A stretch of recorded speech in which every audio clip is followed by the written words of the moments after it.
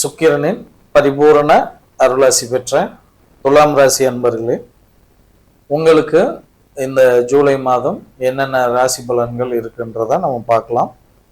சனி பகவானோட நிலைன்னு பார்க்கும் பொழுது இயற்கை அந்த பாப கிரகங்கள் அந்த 6ஆம் இடம் 2ஆம் இடத்துல எல்லாம் வரும் பொழுது அந்த நல்ல ஒரு தெய்வீக தன்மையை வெளிப்படுத்துவாங்க, லக்ஷ்மி கடாட்சத்தை வெளிப்படுத்துவாங்க.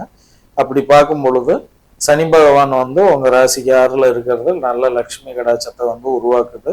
ஏன்னா சனி பகவான் உங்களுடைய ராசி அதிபதிக்கு நட்பு கிரகம்ன்றதுனால ரொம்ப நல்ல இறைத்தன்மையை வெளிப்படுத்துகிறார். அதனால உங்களுக்கு ரொம்ப நன்மைகள் அதிகத்தை நீங்க எதிர்பார்க்க முடியும்.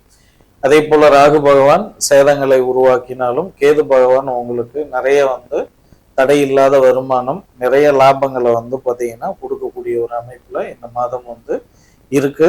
அப்போ கண்டிப்பாக சூரியன் செவ்வாய் பகவான் மட்டுமே உங்களுக்கு இந்த மாதம் ராகு பகவான் மட்டுமே உங்களுக்கு சில எதிர்மறையான விஷயங்களை நடத்தி காட்டுறது மாதிரி ஒரு சூழல் இருக்கு.